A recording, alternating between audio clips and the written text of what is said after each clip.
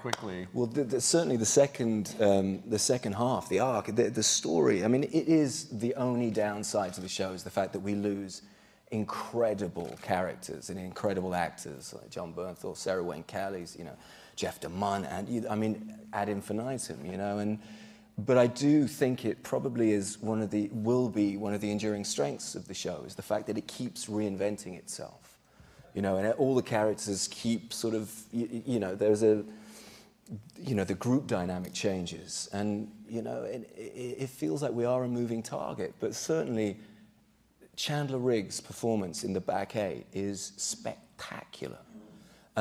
We lost one of, in my opinion, my finest leading lady in Sarah Wayne Callies, but what it did to the story was magnificent, and what that actor did was breathtaking. Yeah, well, because at this point now, the show, the survivors never can feel safe.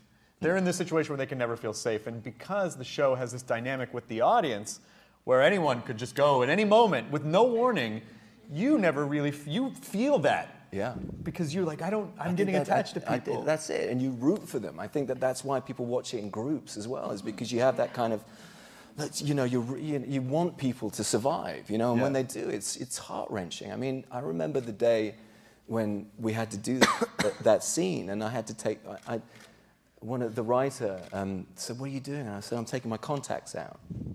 Because whenever I have to do an emotional scene, I just take my contacts out. It means I can't see, but it also means that, and they were like, "What are you doing?" And then, it was just agony. The whole crew felt it. It's when Maggie comes out, and she, I thought Lauren was just magnificent with the baby, and it was a real baby as well, which is just like, oh my Lord. and the mother's there as well, and there were a couple of takes when it went a bit dark, and I was screaming at a baby, and and I had to apologize at the end, and they were just like, it's a professional acting baby. Yeah, that's it. Trained. Stunt baby. Yeah. Only call me by my character name. That was like the first zombie that my first kill was the one in the girl with that actually my daughter's been doing an impersonation of this Christmas.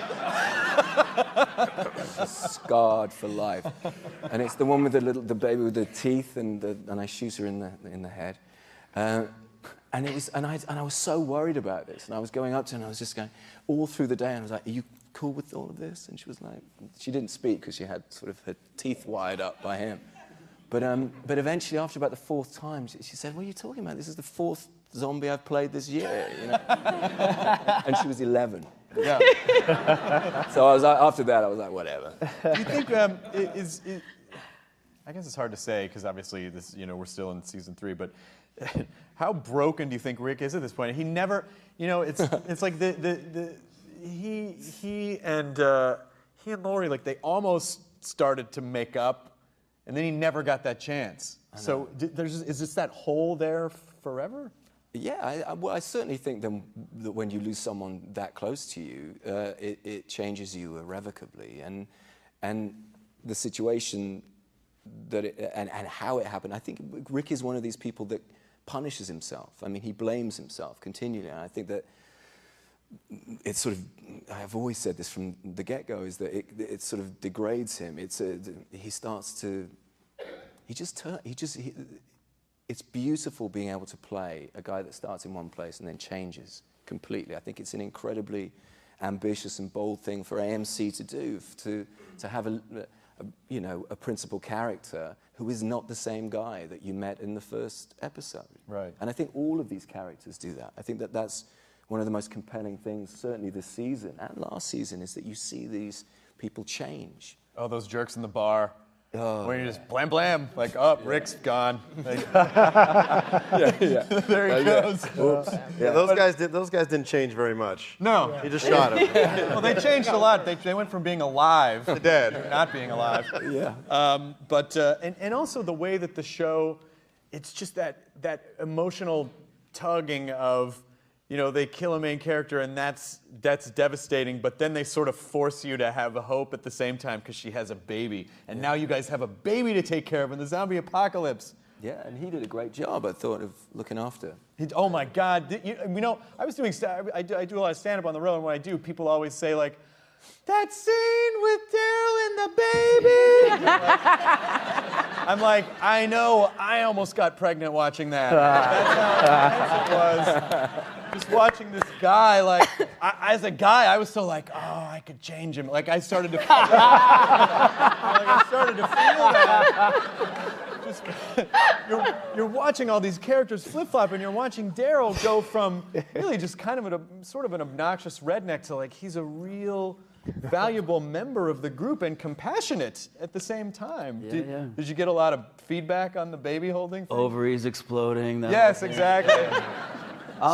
Yeah, I did. I mean, the thing about him too is like he's becoming this new man. He was sort of destined to become Mini Merle. So having people rely on him and stuff is giving him this sense of self-worth that I think he would have never had before. So. And now, of course, there's a lot of things that I think the first episode that we're hoping that we see, but I think it's pretty obvious that some serious stuff's going to go down with you and Merle. But now that Merle's been ostracized from that group, it's kind of an unfair question because you know what happens, but He's not coming to the prison. No, he's. He stepped on a lot of toes, that guy. Do you feel that Daryl is far enough in with Rick's group, or could he be swayed by Merle?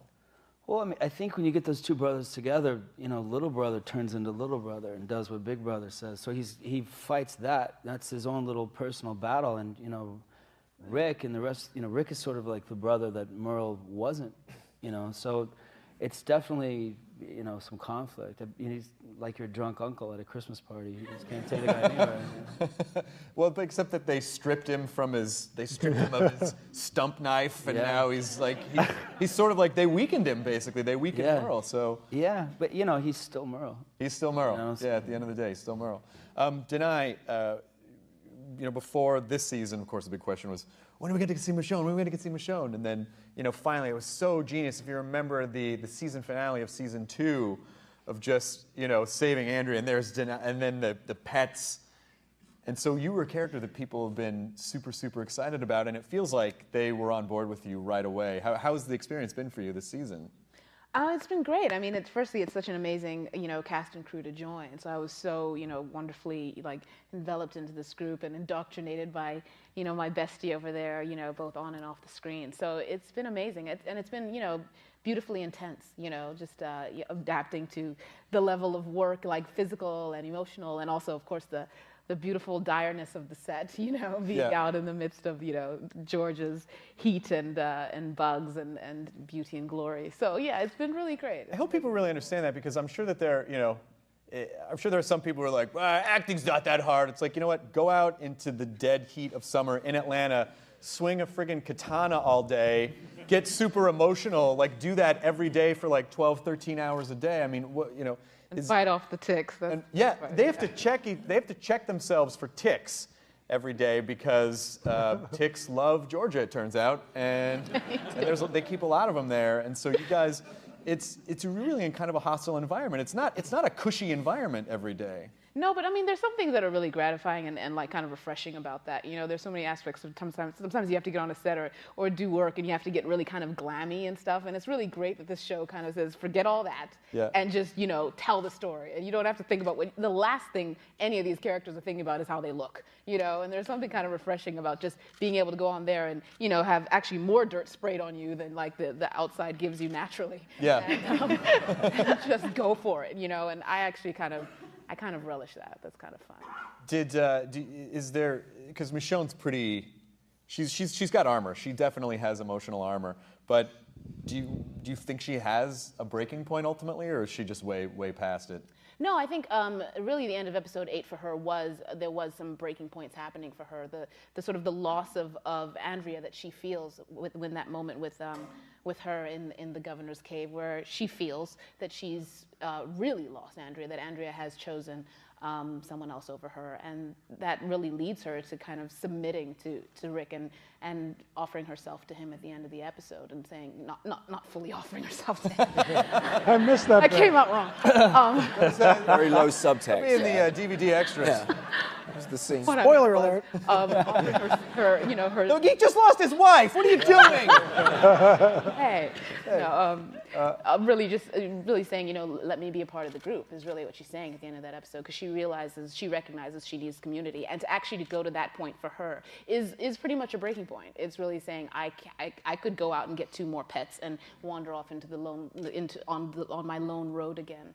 But I'm choosing to actually become a part of a community. Well, yeah, it's kind of rough because, you know, I'm sure Andrea's character is the first, it seemed like the first person that she had, you know, like bonded with and trusted for a while. And how long do you guys, was it like about 8 months or so that these 2 characters were, Yeah. what do you think is happening during that time? Are they just kind of like going from